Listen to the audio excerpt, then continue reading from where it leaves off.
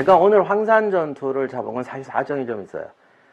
제가 황산 전투를 처음 쓴 게 조선국왕 이야기 일본에서 썼습니다. 그때는 전쟁사로 쓴 게 아니죠. 조선시대 정치사를 쓰려다 보니까 이성계를 써야 했었고, 이성계 얘기를 하다 보니까 그때 이제 황산 전투를 썼는데 아마 처음 썼던 전쟁 이야기였던 것 같아요. 그러다가 나중에 이제 전쟁과 역사라고 이제 본격적으로 전쟁사를 쓰기 시작하면서 전쟁각서 3권, 고려 후기와 왜구에 침공했을 때 이제 황산 전투를 다시 썼습니다. 그런데 사실 여러분한테 죄송하다고 말씀드려야 될 게, 제가 그 두 권의 책에서 이 전투에서 전투 위치를 조금 잘못 잡았어요. 결론부터 말씀드리면, 여기 이제 황산에 지금 황산 대첩비가 있는데 정산이라는 곳이 있었거든요. 그래서 이 주변에 또 이렇게 산이 있어요. 그래서 저는 그때 여기가 조선군의 주둔지였고, 왜구는 이 앞쪽 양쪽 산에 있어서 이 벌판과 그 맞은편에 있는 산에서 전투가 벌어졌다고 봤었어요. 근데 기록 자체가 너무 이렇게 대전투가 벌어진 것처럼 돼 있으니까 앞에 있는 넓은 산에서 빼곡하게 주둔해 있었나 보다. 뭐 아군보다 10배는 많았다니까, 그래서 이쪽으로 와서 여기다 둔을 친 다음에 나가서 이 평야와 산에서 전투가 벌어졌나 보다, 이렇게 생각했는데 지금 말하면서 보니까 그럴듯하긴 하네요. 그런데 이제 나중에 이제 다시 보니까 여기가 이제 전투 지점이었던 게 맞더라고요. 유튜브에 써서 시정을 해야겠다, 그래서 황산 전투편을 다시 썼습니다. 지난날의 오류는 여러분께서 너그러이 용서해 주시기를 바랍니다. 안녕하세요, 임용환입니다. 임용환의 전쟁사 교실, 오늘은 황산 전투입니다. 14세기 후반은 왜구의 극성기였죠. 고려, 중국, 동남아시아까지 왜구의 침략으로 고생을 합니다. 고려도 고려의 국가체제, 군사제도에 대한 전반적인 회의가 올 정도로 왜구의 침략 때문에 고생을 합니다. 계속되는 침략 중에서도 최대 규모의 침략이 1380년 우왕 6년에 있었던 왜구의 침략입니다. 외선 500척이 지금의 금강 하류인 진포에 상륙합니다. 지금의 군산 서천군 일대죠. 이때 고려수군이 기가 막힌 공격을 합니다. 바로 최무선의 화포죠. 최무선의 화포로 장비한 고려수군이 정박해 있는 왜구 함대를 모조리 불살라버립니다. 엄청난 대승이었는데, 여기까진 좋았는데, 엄청난 대승이었지만 당시 외선에는 왜구의 주력이 거의 없었습니다. 이들은 이미 약탈하기 위해서 하선을 했고, 배에는 약간의 수비대만 남아있었죠.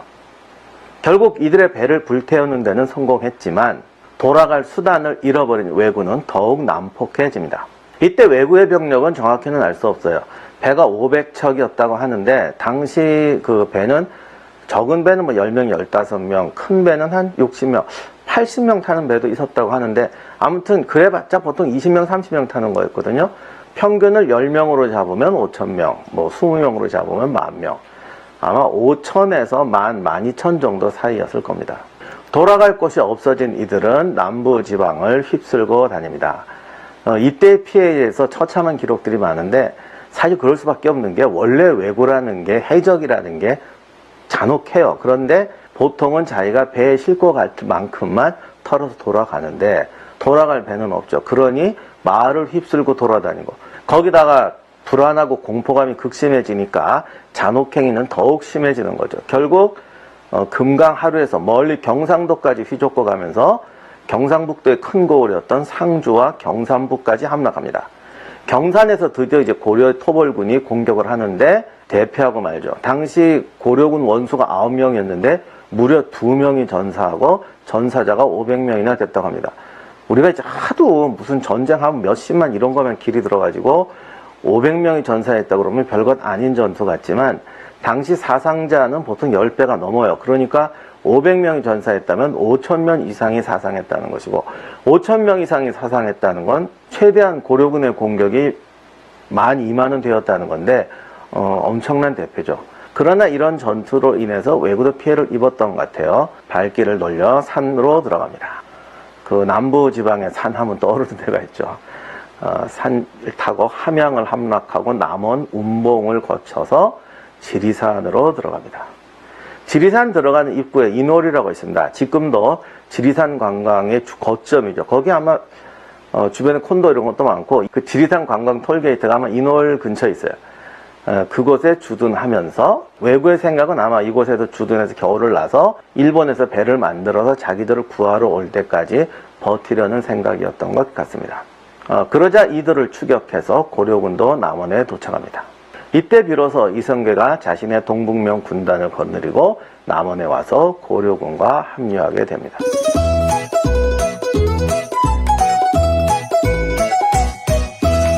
자, 황산 전투 1라운드가 시작됩니다. 황산 주변의 지형은 이런 식으로 되어 있어요. 고려군과 이성계의 동북면 군단이 운봉에 도착합니다. 왜군은 황산에 주둔하고 있었습니다. 이 주변은 평야이고 황산은 산이라기보다는 조그만 평야의 섬처럼 솟아있는 나지막한 동산입니다. 그냥 얼핏 보면 딱 고대 토성이라고 해도 믿을 정도의 높이와 크기로 되어 있어요. 게다가 황산의 뒤로는 하천이 흘러서 뒤를 이제 방어하면서 앞을 방어할 수 있는 어떻게 보면 괜찮은 요충입니다. 중대 규모의 병력이 거점을 사수하며 싸우기에는 딱 좋은 위치죠. 양측의 병력은 기록이 없습니다. 왜구가 실록에는 10배나 많았다고 하는데 그건 과장이겠죠. 당시에는 황산이 지금보다 좀 크고 넓었을 수는 있지만 그렇다고 해도 여기가 엄청난 병력이 주둔할 수 있는 곳은 아닙니다. 이 황산 전투에 관한 기록은 태조실록밖에 없어요. 근데 태조실록을 보면 고려군은 구경만 하고 모든 전투는 태조의 동북면 군단이 다 했다라고 기록되어 있습니다. 이걸 비교 검증할 기록이 없으니까 태조실록 기록을 믿을 수도 없고 안 믿을 수도 없는데 기록을 해석하는 데는 3가지 방법밖에 없는 것 같아요. 그냥 태조실록 기록을 온전하게 믿던가 아니면 고려군도 좀 활약했는데 그게 빠졌나 보다. 그래서 고려군을 좀 이렇게 너무 비판하지는 않고 그냥 이성계 활약만 적자라고 믿던가 아니면 이성계 활약 자체도 다 뻥이다. 사실은 뭐 졌다, 뭐 아니다, 뭐 이럴 수도 있는데 우리가 그렇게까지 할 수 있는 근거는 없고 그냥 이성계 활약을 따라가면서 고려군이 뭐 비겁했네, 치사했네 이런 비판은 안 하고 전투를 이해하는 것으로 하겠습니다. 자, 고려군은 운봉에서 황산으로 진격해야 합니다. 이때 이성계가 운봉 근처에 있는 산에 올라갔다고 해요.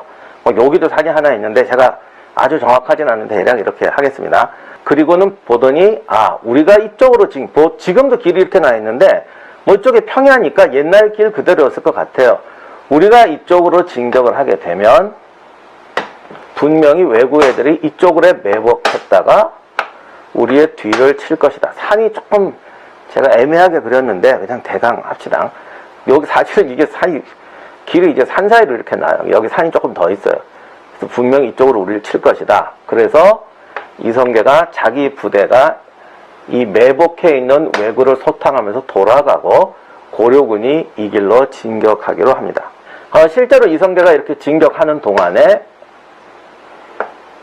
왜구가 무려 3번이나 공격해 왔다고 합니다. 이런 게 이제 과장이지. 근데 뭐 사실 이성계가 안 싸우지는 않았을 것 같아요. 기록에 보면 이성계가 그 자랑하는 대우전이라고 이렇게 긴 활, 그것까지 우리 거짓말이라고 못하는 증거도 남아있으니까 쏴서 뭐 50여 명이 넘게 쏴 죽이고 그러면서 갔다 뭐 이렇게 돼 있는데 그랬다고 실록이 혼자서 다 죽였다 이렇게 거짓말은 안 해요. 그러니까 이것도 거짓말은 아닐 거예요. 왜냐면 이성계쯤 되면 앞에도 쏘긴 쏘거든요. 그렇게 하고 다른 사람도 쐈겠지. 그 풍두라는 뭐 하고 있었겠어요? 같이 쐈겠지. 그리고 뭐 이성계 부하직은 활약성은 없나? 아무튼 이렇게 돌격해원으로 화살로 쏴 죽이고 그리고 병사들이 공격해서 진창에서 막 뒹굴었다는 걸 보니까 정말 처절한 백병전을 하면서 왜구로 소탕하면서 나갔던 것 같습니다. 우리가 이건 인정해 줘야 되는 게 이날 날이 저물고 있었어요. 사실 시간이 좀 없었는데 빨리 속전속결로 전투를 끝내야 하는 상황이었죠.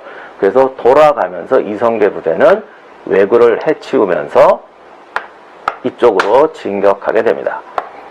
여기서 이제 중요한 사건이 벌어지는데 고려군이 무서워서 내뺐다. 뭐 어떻게 내뺐다는데 둘 중에 하나 아니겠어요. 같이 싸웠거나 내뺐거나. 그러니까 내빼지는 말았다고 하고 그냥 여기쯤에 있었다고 할까. 아무튼 이렇게 돼서 이제 이성계 부대가 황산을 포위하게 됩니다. 그 사진으로 보시면 여기 이제 황산의 바깥쪽에서 본 모습인데 지금 여기에는 이제 황산 대첩비가 있어요. 그래서 안에 이제 황산 대첩비가 서 있고 그 바람에 산이 좀 깎였어요. 안에도 이게 지금 보면 무슨 성벽처럼 이렇게 돼 있고 안이 비어 있는데 그러나 비 세우고 후대에 정비하면서 이렇게 된 것 같고 원래는 좀 이렇게 봉우리였겠죠. 그리고 지금 이쪽에 마을이 하나 더 있어요. 지금 마을이 있는데 원래는 그게 하나의 산이었을 수도 있을 것 같은데 지금 지형을 정확히 모르겠어요. 여기거나 아니면 같이 이렇게 돼 있었거나.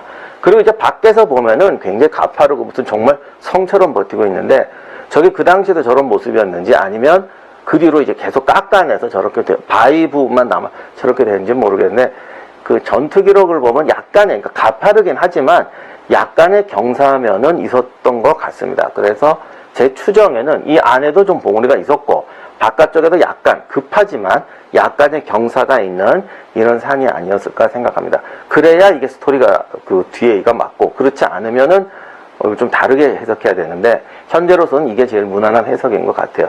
아무튼 그래서 이성계가 삼면을 포위하게 됩니다. 이렇게 돼서 전투의 2라운드로 접어듭니다. 이성계군은 3면에서 황산을 포위합니다. 이렇게 돼야 수비하는 부대도 분산이 돼서 어느 한쪽을 집중 공격할 수가 있습니다.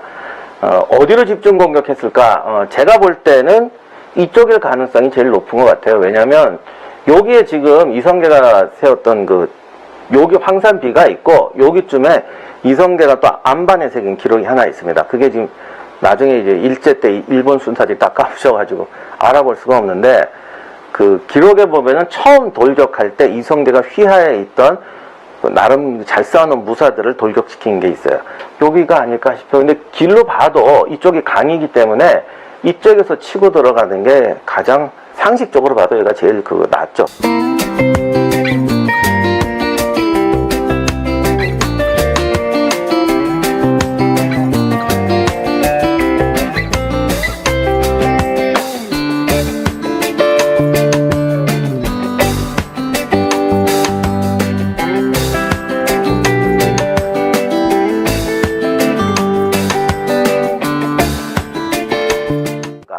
자신의 부하무사들 중에 그 이름까지 다 나오는데 뭐 이대중, 우선충, 이두칸 이분들 이름 다시는 안 나오는데 하여간 뭐 이천기, 원영수 이런 실명까지 기록해 놓은 이성계 특공무사들이 돌격을 합니다.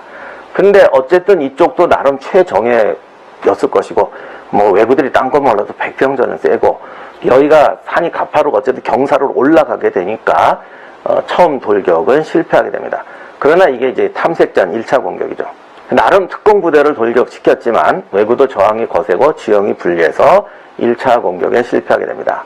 뭐 어차피 그건 탐색전이었으니까 그럴 수도 있는데 그때 그 기록에 보면 참 재미난 게 우리 군사가 패하여 내려오니까 이성계가 장수와 군사들을 돌아보고 말하기를 말고삐를 단단히 잡고 말이 넘어지지 못하게 하라 이렇게 말했다고 되어 있어요.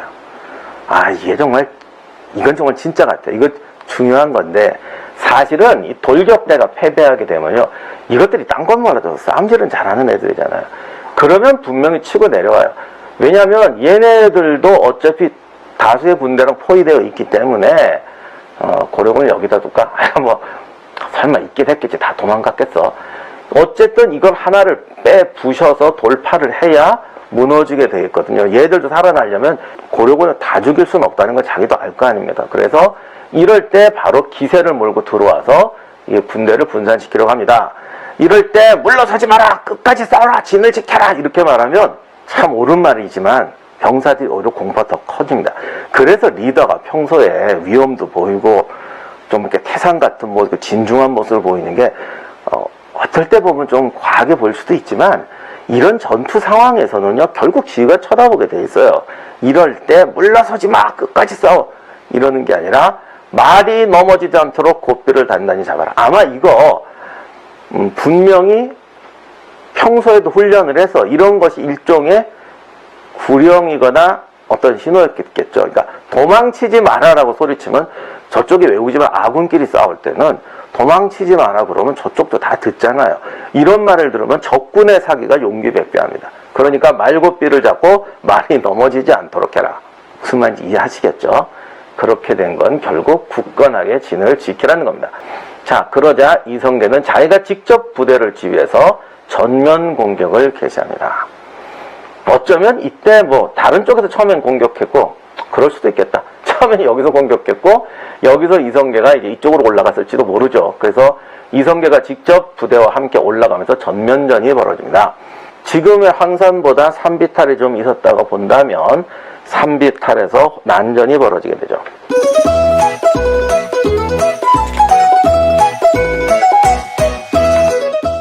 처음보다 산비탈이 좀 있었다고 가정했을 때 이성계 부대가 이렇게 진입을 하게 되는데, 산비탈이라는 게 병력을 횡대로 세워서 소위 말하는 라인 배틀을 할 수는 없지 않습니까? 그러니까 이렇게 분산되게 될 것이고, 왜군은 왜구대로 걔들이 잘 싸우는 애들은 이렇게 백병전을 할 때 무턱대고 이렇게 붙는 게 아니라 돌격을, 관우 장비 같은 애가 왜 필요하냐면 돌격을 해서 분산시키죠. 특히 백병장 강한 애들이 이렇게 합니다. 그리고 아군 지휘관을 노리고 달려듭니다. 이성계가 여기서 위기에 빠졌다고 합니다. 이렇게 한 다음에 뒤에서 기다렸던 특공부사가 이성계를 목표로 달려들게 되죠. 그때 한 명이 달려들었는데 이두란이 뒤에서 달려드는 걸 사살했다고 그래요. 그러니까 그만큼 이게 대규모 전투, 이게 지형을 보면 대병력은 아닌데 돌아가서 20명, 30명 단위로 끊어지면서 엄청난 격전이 벌어졌던 것 같아요. 어쨌든 이때 이성계도 죽을 뻔하고, 여기서 이제 두세 겹으로 포위했다. 야, 이게 두세 겹으로 포위했다. 그러니까 막 수백 명, 수천 명이 포위했을 수도 있는데, 거기가 수백 명, 수천 명이 포위할 수 있는 데가 아니에요. 아마 이런 식으로 한 다음에 이성계가 겹겹이 쌌을 거예요. 그러나 이성계 옆에도 또 뭐 이두란도 있고, 당시 중국에서 오녀산성 전투 때 자기 부하로 했던 처명이라는 노장도 있었는데, 아무튼 이들이 이성계를 엄호하고 빠져나옵니다. 그리고 처명이 이때 이성계의 앞을 막은 게 아니라 여기를 막았겠지. 그래서 이렇게 이성계가 후퇴하는 동안에 처명이 죽기 살기로 싸워서 몇 명을 막았다고 그래요. 그래서 이성계가 간신히 일단 후퇴를 합니다. 이거는 패배했다고 비난할 게 아니라 정말 앞장서서 싸웠다는 거 하나 인정해줘야 돼요. 그리고 나서 이성계는 이제 다시 돌격을 합니다. 겁나는 놈은 물러가라. 나는 싸우다 죽겠다. 뭐 이랬대요. 이렇게 돼서 또 이제 돌진합니다. 이런 전투는 대병력이 아니라 방금 말씀드린 것처럼 얼마나 용사들이 모여서 중앙을 돌파하느냐에 이제 관건이 있습니다. 그 뒤에 이제 병력들이 쭉 있겠죠. 근데 이제 이럴 때 이제 기록의 미학인데, 이번에도 돌파는 못했어요. 돌파는 못했지만 기록엔 이렇게 해놓죠. 왜군이 무서워서 더 이상 나오지는 못했다. 그건 다시 말하면 이렇게 공세로 나오지는 못하지만 고려군이 이제 방어선을 뚫지는 못했다라는 얘기가 되죠. 자, 이게 좀 이제 흥미있게 얘기를 하자면 이제 날이 저물고 있어요. 왜군은 조금만 막아내면은 이 전투에서 일단 방어에는 성공합니다. 그러나 거듭된 공격에 이쪽도 방어선이 움츠러들긴 움츠러들었던 것 같아요. 자, 그러자 다시 공격했을 땐 우리가 이제 더 이상 버티지 못할 것 같다. 이런 생각을 했겠죠. 그때 외부의 그 유명한 아기바투가 정예병을 이끌고 돌격하기 시작합니다. 아기바투라는 이름은, 아기야 그러니까 그냥 어린애다. 이게 15, 16살이었다고 하는데, 뭐 우리가 아마 15, 16살이라는 건 당시 일본 사람이 키가 작았기 때문에 그랬을 것 같고, 그냥 혈기왕성한 한참 17, 18 아니었을까 싶어요. 그리고 소년장수였기 때문에 아기라고 그랬고, 바투는 이제 몽고어인데 용사라는 뜻이에요. 그걸 이제 한자로 쓰니까 아기발도 그래갖고 아기발도 소년장사, 소년맹장 이런 뜻입니다.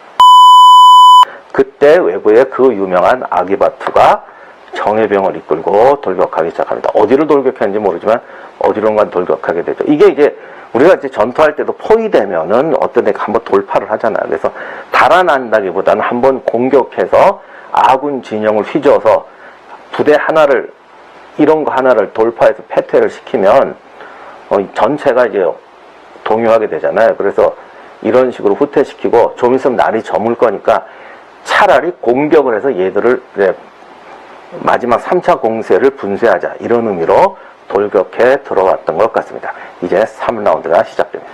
자, 이렇게 원래 군대가 진을 친다고 해도 일렬로 쫙 쓰지는 않잖아요.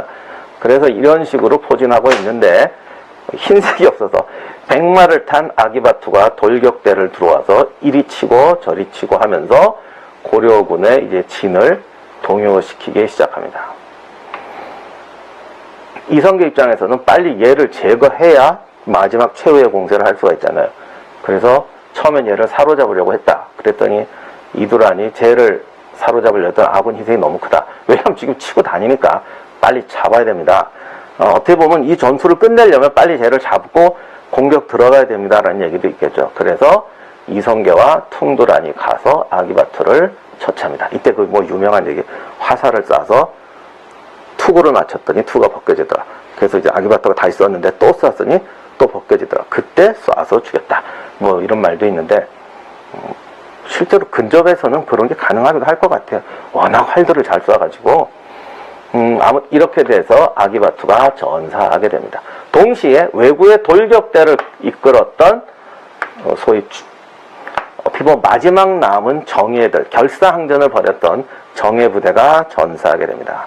그러자 이 안에 남아있던 왜구들이 통곡 소리가, 이게 아기바투가 전사하는 걸 보고 그랬겠죠. 부대가 통곡 소리가 났다 그래요.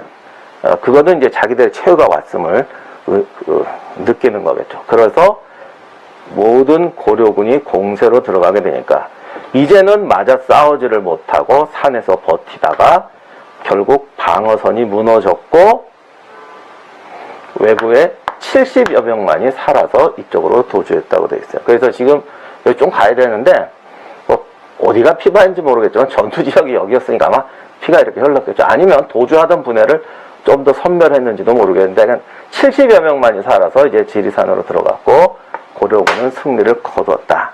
이게 이성계의 가장 유명한 황산 전투입니다. 이렇게 돼서 황산 전투가 끝납니다.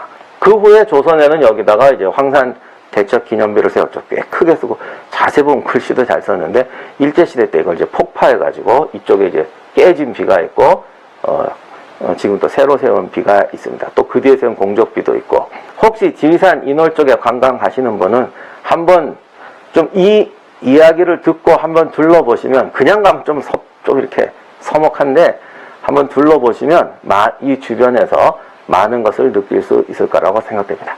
이상으로 마치도록 하겠습니다. 감사합니다. 제가 이제 조선국왕이야기 황산 전투를 처음 썼던 게 1990 아마 3년 4년 5년 사이였던 것 같은데 그 당시는 제가 이제 석사 졸업하고 한 사정이 있어가지고 박사 과정에 못 들어가고 있었어요. 그러다 보니까 대학 뭐 시간 강사도 못하고 정말 수입 하나 없이 그냥 아르바이트는 하면서 살고 있었는데 정말 막연한 시간을 어떻게 보낼 거냐 하다가 그때 조선국왕 이야기를 책을 쓰자라는 생각을 하게 됐던 겁니다. 어떻게 보면 그게 제 인생을 바꿨는데 조선국왕 이야기를 쓰려다 보니까 태조편을 처음 쓰려니 황산 전투가 나오잖아요. 그래서 이 황산에 답사를 가야겠다 해서 답사를 갔어요. 근데 그때만 해도 제가 이제 전쟁사 공부할 때는 아니고 어디까지나 정치사를 하는 입장에서 그냥 전투 이야기 정도 이제 가볍게 넣어보자고 해서 갔던 건데 이런 얘기하기 좀 그렇긴 한데 당시에 뭐 정말 한 달 수입도 얼마 안 되고 아르바이트 하느라 우리가 경차 하나를 사긴 했는데 이걸 타고 이제 여기 남원 지리산까지 가는데 참 그때 이걸 답사를 가려니까 여관비가 너무 아까운 돈이 없으니까 그래서 정말 무식하게 새벽에 출동해서 전주에 가서 이성계 태조 유적지를 다 돌고 달려서 여기를 보고 그리고는 저기 휴게소에서 자고 다음날 새벽에 들어오는 무박 2일 여행으로 이제 촬영을 갔어요. 하여간 그리고 와서 이제 당시 뭐 현지에서 뭐 조사 물어보지도 아는 것도 없고 이렇게 보다 보니까 제가 그때 좀 착각을 해갖고 이걸 고려군 주둔지라고 생각을 했었어요. 그리고 요거를 전쟁가에서 3권 쓸 때 고칠 수 있었는데 그때 다시 답사를 가야지 하다가 정말 무슨 계속 일이 꼬여가지고 못 갔습니다. 그래서 그게 제가 처음 쓸 때는 구글 위성지도도 없었거든요. 그래서 이런 전체적인 지형을 알아보기가 너무 힘들었어요. 그래서 두 번째는 이제 구글 지도 보고 고지도 보고 막 맞추는데 그때는 이제 고지도랑 구글 지도 안 맞는 거 맞추다가 역시 이걸 좀 착각을 했던 것 같고